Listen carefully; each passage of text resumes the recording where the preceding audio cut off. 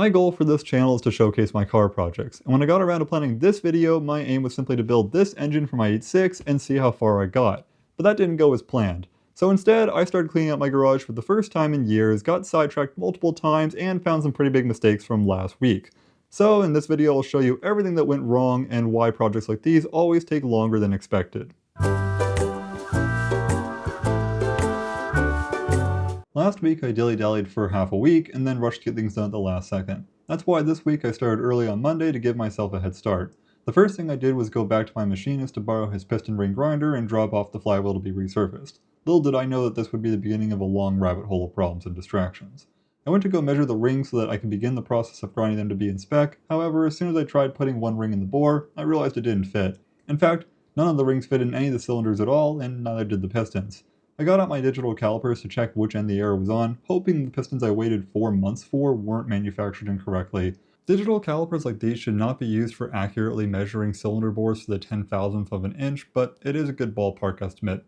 Luckily the cylinder was off, not the piston, and it was off by a lot. These pistons are sized for an 81.5mm bore, and my calipers measured 81.05mm on all 4 cylinders. At least my machinist was consistent. Turns out it was exactly 10 thousandths too small. My machinist read between the wrong 2 numbers on the dial gauge and got it 10 thousandths off, which is like a mile in the world of machining. But luckily you can always take more material off, you just can't add more.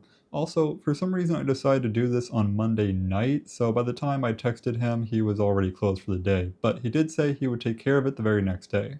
So the next day I drove down there again with the block, he double checked and confirmed the error, and fixed it that day. The only downside is that this still took a whole day since the block needs to cool down in between the initial roughing out and the final home. I picked up the block on Tuesday night, this time for the last time.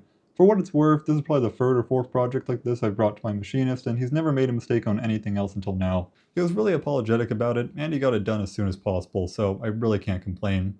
It was at this point when I went to go pick up the engine block that he told me I should really paint it. Now, I knew I should do this, and I just kind of didn't want to because I wanted to get on with the engine building part, which is the fun part. But he persuaded me by giving me a free can of engine enamel, so I couldn't say no. Also, a friend at the machine shop showed me a good tip for masking off the machine surfaces, so now I was obliged to follow through. I took the block back home and finished masking it off with some help from my girlfriend, who did a really good job of carefully cutting the rough edges off of my otherwise sloppy masking tape with an X-Acto knife. Thanks, babe. I also installed my freeze plugs, but the sealant I used was a pain to work with, so I wouldn't recommend using this one. It gets really stringy and leaves a mess no matter how hard you try to keep it clean. I don't know why I picked this one instead of the typical gray silicone sealant, but it says it's good for oil and coolant and every other fluid that was intended to exist in a car. Fingers crossed that this won't be a problem later. The next morning I carefully moved the engine outside to paint it, which I did in about 3 steps. The first 2 steps were just a flat black base coat from that can that my machinist gave me, and the third was a glossy black finish that I found at Ace Hardware for 10 bucks. I probably should have gone for another coat with the glossy black finish to make it shine more, but my hope is that it'll be too dark in the engine bay for anyone to ever notice. I feel like there's a lot of times that I hope nobody will notice my painting related mistakes. This is why I don't like painting. It was a good thing that I got the painting done on this day. The weather was perfect for painting minus a little bit of wind, and the following few days were soggy and wet, which usually isn't ideal paint drying weather. With the painting done, or at least good enough for my very low painting standards, I very carefully rolled my engine stand back to my garage along my very narrow side yard. My engine stand barely fit on the concrete here, not to even mention the step at the end that I had to lift the engine stand up and over. Most of the time one wheel was hanging half over the edge of the concrete, and the wheelbase of the stand was way too wide for the door. It probably would have been easier to carry the block out back. My dad even offered to help carry it, but sometimes doing things the more sketchy and precarious way adds to the fun, and it makes for a better YouTube video. Anyways, it's the end of day 3, and now I can finally start measuring those rings. Right? Did you really think it would be that simple, that I could just measure the rings and go for it? If you did, you probably haven't worked on cars much, or at least not my cars. That, or you're probably a professional who's much better at this than I am. Anyways, after leaving the block to dry for a while, both outside and then some more in my garage, I peeled off all the masking tape and was ready to measure the rings. The pistons and rings now fit perfectly, and all I needed to do was reach for my feeler gauges. And that's easy because they're right here. Right over here somewhere. Okay, look, I started working on cars in my garage just over 7 years ago. Back then, I didn't have quick jacks, this tool chest, or really anything you see in here. And while I've done a good job of slowly upgrading my garage space and expanding my tool collection, I am historically terrible at taking the time to clean up after any job or project. I always try to put tools back, but many parts, boxes, bags, and other junk just get left out, and any tools that I don't use often enough tend to get misplaced. So it should come as no surprise that when I went to put the rings in and reached for my feeler gauge tool to start measuring them, that tool was nowhere to be found. I continued looking for that feeler gauge for about an hour before realizing that I probably definitely left it at a friend's house over a year ago. In fact, it seems I also left my tools for installing and clamping piston rings over there as well. Makes me wonder what else I might have left there, although I did finally get my jack stands back a few months ago. Now, I could go and get it, but that's about an hour-long drive one way, and it's half past midnight, and I just spent an hour looking across 3 tables worth of unorganized mess for a tool that cost $10. So after paying for Amazon's free dollar next day shipping in the hopes that they will get me a new set of feeler gauges by tomorrow afternoon, I decided that tomorrow will be my garage cleanup day. I haven't done this in way too long. There are parts in these bins from cars that I sold a long time ago, and some of what I have in storage is just straight junk. Some of the toolkits that I've left out here are things that I haven't needed to use in months, if not years, and they've been taking up space on my tables for months, if not years.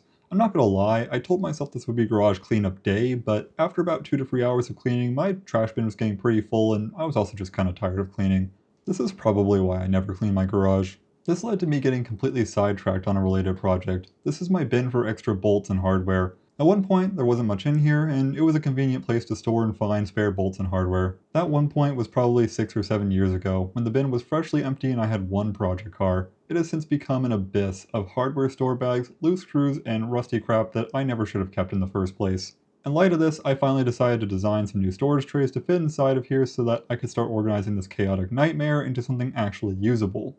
I designed this tray to fit inside the drawer neatly, and after printing out 4 of them, one at a time on my Bamboo P1S, I finally had some much needed storage solutions. But printing these took 6 hours each, and shortly after pressing start, the feeler gauges I'd ordered last night arrived, and thus after much sorting and cleaning, I finally got back to my original task of grinding the rings. Oh yeah, wasn't I building an engine this week or something? So here we are at the end of day 4, finally doing what I was supposed to have done at the end of day 1. See why this is never easy? Anyways, with my newfound table space, I laid out the rings in an organized manner. We have sticky notes to write down the measured gaps. Also, all these ring gaps are supposed to be measured 3/4 of an inch deep, so for the sake of consistency, I designed and printed out this tool for squaring the rings at the right depth. I measured out all the rings, and conveniently, all of my top rings were well within the 16 thousandths minimum spec provided by the manufacturer. The second rings, however, were going to need quite a bit of filing. The minimum spec here was also 16 thousandths, but since all the top rings were roughly 20 thou, I decided to match them to that spec as best as I could. Grinding rings is a slow back and forth process of grinding off a little bit, checking to see the new gap, and rinse and repeat. Once you're done, you have to deburr the filed side. I forgot to film it here, but I promise I remember to do it. With that done, all the rings were within spec. It was at this point I realized I had never asked to balance the rotating assembly. Now, this is not a super serious engine build. I want it to last a long time, but I'm not revving above the stock red line or pushing any crazy power through it, so balancing shouldn't be much of an issue. And luckily, since all of my rods and pistons are aftermarket, they were already very closely weight matched. I weighed all the rods, pistons, and wrist pins, and they were all within half a gram of each other, except for one rod and one piston that were slightly more than half a gram off. Since the rod was lighter than the other rods and the piston was heavier than the other pistons, I put them together in an effort to cancel each other out and said good enough. At this point, I was ready to start really putting the bottom end together. Oh hey, more of those storage trays I made finished printing. Let me just go sort some things really quick. It is now Friday, and I'm supposed to have this video out by Saturday night. Being a YouTuber is hard sometimes. I had to return the ring grinder to my machinist since he needed it for another job. After that and running a few errands, I was halfway through the day and ready to start building the motor for real this time. Or was I? I still need to make a piston ring clamping tool, which is simple enough, but I can't print it immediately due to the storage trays. This is only the third one, and again, they take 6 hours to print, and I only started yesterday afternoon. It feels like there's still so many little things left to take care of. I haven't assembled my oil pump yet, which is easy, but I want to wait until I'm closer to installing it since it needs to be primed with oil when I assemble it. I'm also not sure if these rods will clear with my original windage tray. The instructions say I might have to make some clearance, but I'm hoping not to. I'm also still waiting on a new Woodruff key and pilot bearing for the crankshaft, which are coming from Australia, so that might take a second. So even if I jump on everything as quickly as possible, there's still a few holdups preventing the motor from being ready to just toss in the car. If you've made it this far into the video, you'll likely understand that this is the nature of working on cars. You can make a plan in your head or to-do list or whatever works for you, but nevertheless, you'll end up realizing that something ends up taking a lot longer than you thought or just took a lot more work to get done than you realized it would. Or something completely unexpected will throw a wrench in all of your plans. And to that end, all the work you saw in this video took a lot longer than expected. Between the cylinders needing to be rebored, painting the block, me finally hitting my breaking point with my messy garage, and all the other little oversights, this week went by a lot quicker than anticipated. If you want to see what happens with this engine, the 8.6, or any of my projects in general, consider subscribing, or leave a comment. I read all the comments and I love hearing what you guys have to say. As of the making of this video, YouTube has not paid me a dime, and none of these parts are sponsored. So if you'd like to consider supporting me, then join my Patreon.